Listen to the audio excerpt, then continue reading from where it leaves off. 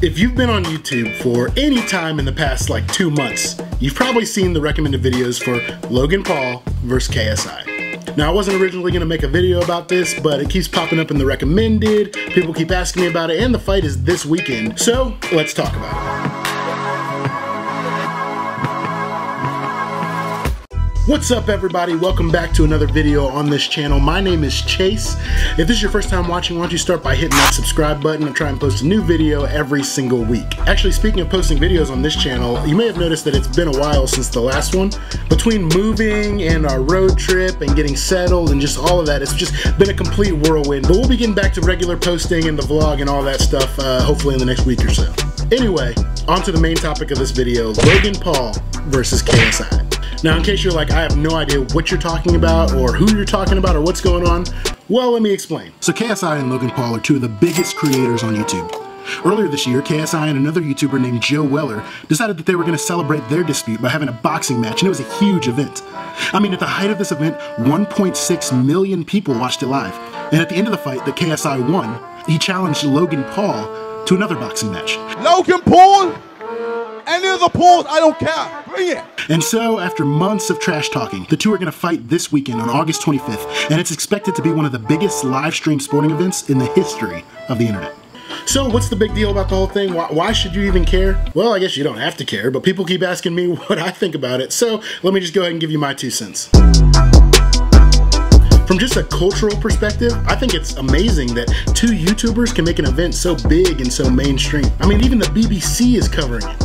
They aren't heavyweight boxers or fighting regularly in the octagon or anything like that. These are vloggers who are now on pay-per-view.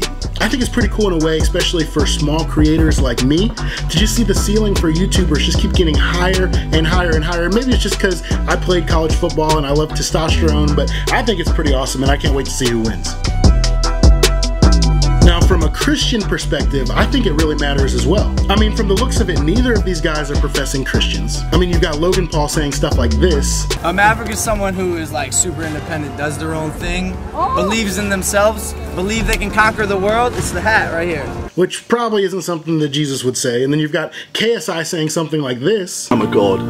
You're a god? Yeah, you're an animal, I'm a god. Actually, Jesus might be the only one who should be saying that. But so often we as Christians see things that non-Christians and the rest of the world is flocking towards, and we're like, oh, that's just gotta be terrible. That's so ungodly. That's the worst thing ever. What if instead of just chalking everything off as anti-God, what if we view their success as an encouragement for us to be putting just as much time and energy into our own digital ministry? Just a quick look at Logan Paul and KSI's daily views on their channel show that they're reaching about 3 million fresh eyes every single day.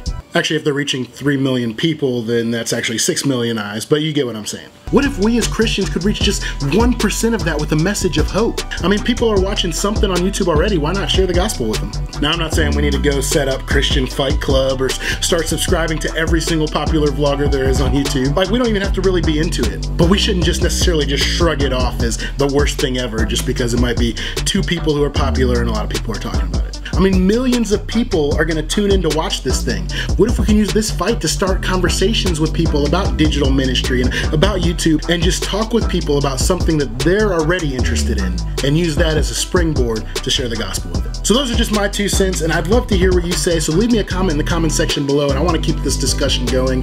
But if you haven't already, make sure you hit that subscribe button, hit that like button, and as always, I'll see you on another video. Oh, and for the fight this week, I think I got my money on